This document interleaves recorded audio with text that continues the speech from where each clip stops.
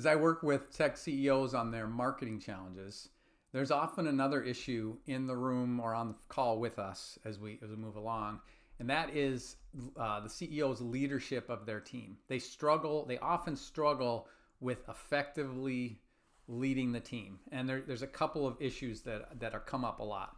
One is empowerment. They want to encourage their team, enable their team to take ownership and responsibility and accountability for their part of the mission. It's so easy for them to defer and wait and pause for the CEO, and that doesn't scale. At the same time, decisions need to be made, and there's the challenge when you empower people that that gets conflated with saying that they get to decide or that it's an equal democracy, and you end up with decisions that are made by groups or try to be made by groups, and consensus in some cases can get in the way and cause problems. One way to think about this is that those two issues, empowerment and decision making, don't have to be mutually exclusive. You can actually have the best of both worlds for an effective, high-performing organization. So if you look at this matrix, let's look at the different options.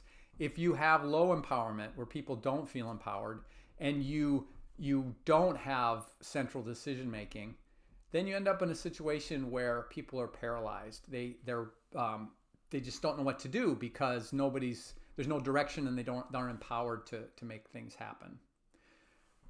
On the other hand, if they're not empowered and there's a unipolar decision, so the CEO, for example, is having to make all the decisions, then they end up in a dependent situation where they're just waiting for the orders and what to do. And that also doesn't work.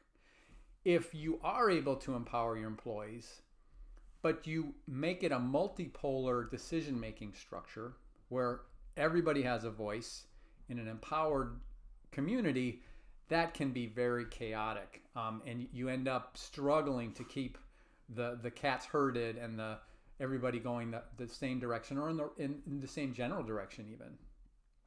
The ultimate win is when you can empower your team, give them responsibility, give them accountability, but then also have a clear structure of decision making where single people own decisions laddering up to you as the CEO. That ownership, if you include decision making as an ownership part, as part of that empowerment, that's how you get a high-performing environment where people are owning and making decisions without undue noise and conflict.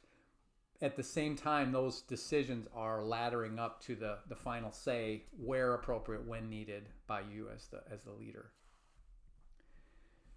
So marketing is a lot of things: strategy, tactics, relationships, but it's also leadership, and it's leading your team in an effective way as well as leading the market. I'm hoping that these thoughts on how to be an effective leader can help you both as the head of your business as well as the leader in your market.